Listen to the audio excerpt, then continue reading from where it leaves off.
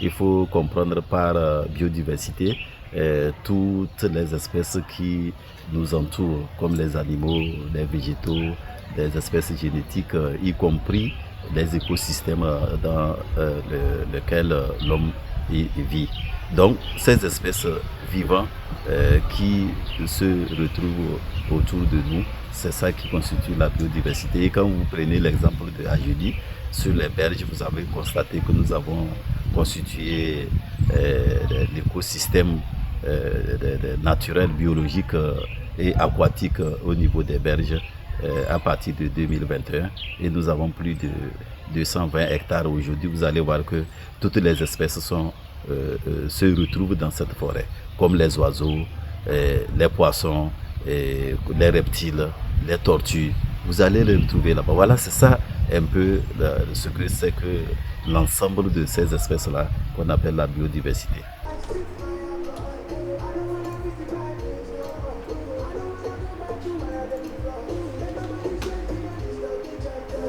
La première chose qu'il faut vraiment faire, c'est la restauration, c'est le reboisement. Donc, il faut reboiser à tout moment, même si c'est dans la saison sèche que vous avez la possibilité de reboiser, il faut reboiser. Il faut regarder aussi un peu ce que c'est que les énergies renouvelables. Donc, ne pas utiliser les énergies fossiles, ce que nous appelons les énergies fossiles aujourd'hui qui détruisent l'environnement. Donc il faut aller vers les énergies renouvelables. Donc on peut prendre un peu le transport, parce que moi je suis expert en transport logistique, donc on peut prendre le transport, mais donc il faut utiliser le transport qui est sobre, c'est-à-dire que le transport électrique, donc les camions, les véhicules, les motos qui utilisent l'électricité par exemple ou l'énergie renouvelable aussi. Donc on peut parler de la pollution. Quand vous allez au niveau de la mer où nous faisons l'économie bleue, vous allez constater que la mer absorbe plus de 30% du gaz carbonique.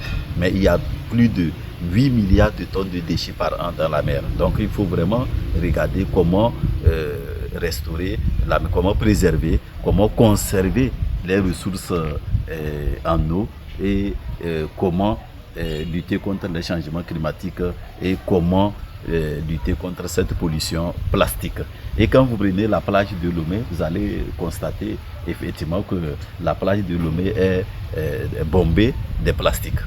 Donc il ne faut pas utiliser ces plastiques-là qui dégradent l'environnement. Donc on peut utiliser des plastiques biodégradables.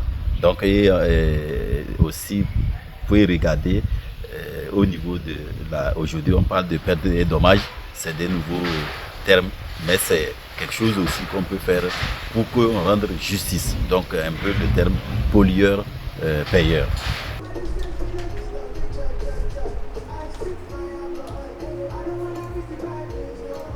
Il faut restaurer les zones humides, il faut restaurer les zones sacrées, il faut restaurer les paysages forestiers, il faut restaurer l'écosystème dans son ensemble, parce que c'est en le faisant qu'on va améliorer le couvert végétal au Togo. À l'endroit de la jeunesse, mon mot est très simple, nous sommes dans ma pépinière aujourd'hui, donc la jeunesse s'engage comme un seul homme pour aller à la campagne de reboisement 2025.